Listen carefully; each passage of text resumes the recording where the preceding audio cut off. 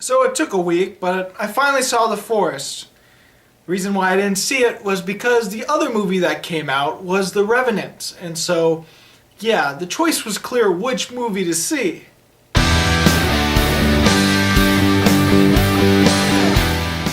So The Forest is our new January horror film, and it is disappointing.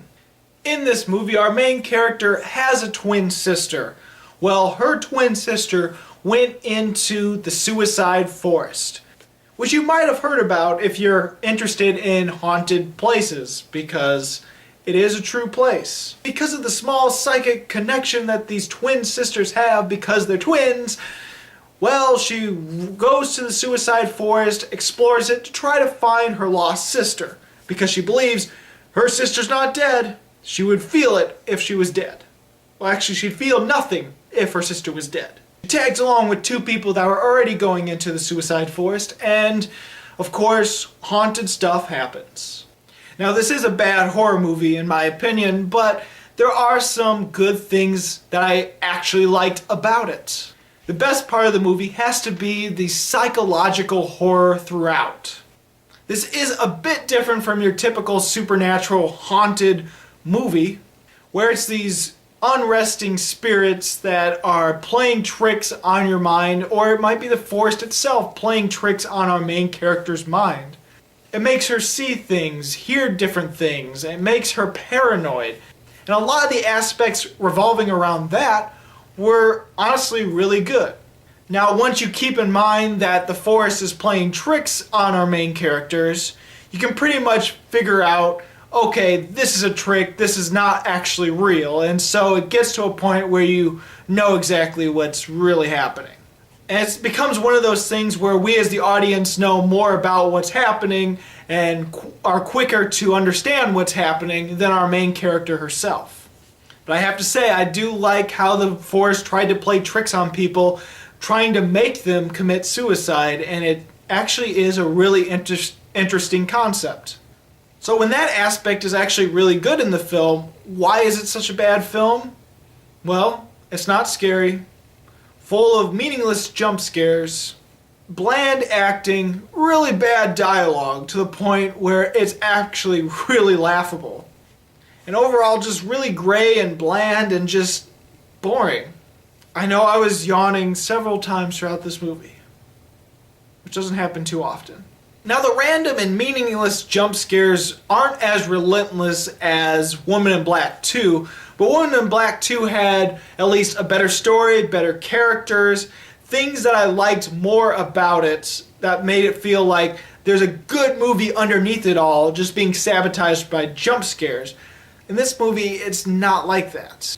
Now, I wasn't bothered by some of the jump scares as much as I am with other movies, but I do have to admit, it did irritate me when the first jump scare happened, and it felt like totally intentional. Well, I mean, I know it's intentional because it's a jump scare, but let me give you this. This jump scare happens when our main girl's in the back of a taxi, and the taxi driver has stopped a bit, and there's a crowd of people walking, and then suddenly this homeless man just jumps right into the window, just hands face right into the window, and then he looks at her, he's like, and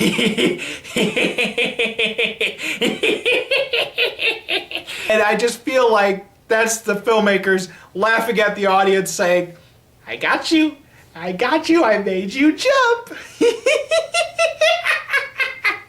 Now, I understand why jump scares are important to horror, and they do work at times, but this is one of those jump scare horror movies where the music makes you jump more than the actual image shown on the screen, more than the sudden appearance of something. It's the music that makes you jump more than anything else. I'm not a big fan of those kind of jump scares. I think the acting is fine in a way. I feel like they did the best they could. The script is really awful. A lot of the dialogue just plain irritating. There are some times when the line delivery is just embarrassingly laughable. Like, there's this one moment towards the end where our main girl just says this line that's just so... I was laughing. It was something like, Daddy, no!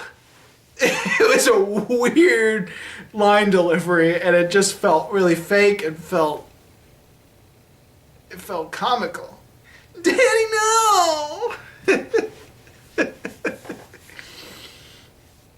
But I think the actors were capable of doing a good performance, because our main girl shows a scene where she actually is pretty good. Well, she's in Game of Thrones, so I trust her as an actress. I think she's a good actress.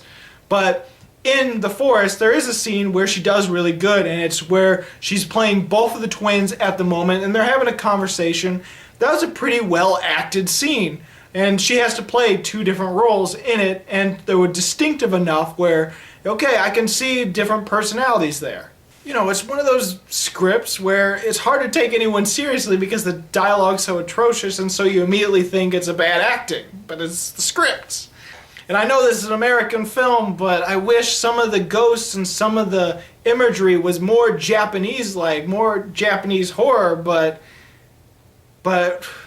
then again, this is American horror, and we know that American horror can probably do Japanese horror really bad because Japanese horror is pretty unique. I just wish, because they're in Japan and it's Japanese ghosts, there could be more Japanese horror elements, but it's not because it's American film. So, yeah.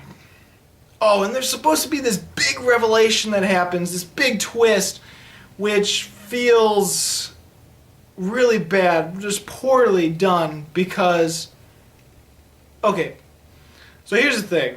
Something happened in the girl's past that is very haunting. What happened is the two twins, one of them didn't see this horrific incident, but the other twin, the twin that ran off to Suicide Forest, she saw it. She actually saw the horrific event, and it affected her. But anyway, there's this one moment in the movie where our main girl is explaining what happened to her parents, or what she believed happened to her parents, or what she's in denial of what happened to her parents. I'm not sure. I'm not sure if she's lying or she's in denial. But she tells this story, and as she's telling the story, we're seeing what truly happened, and we're actually seeing it through the other sister's eyes. So we see the horrific events, and it's really weird, because she's telling a totally different story, so I don't know if she's in denial, if she's lying about it, or what it is.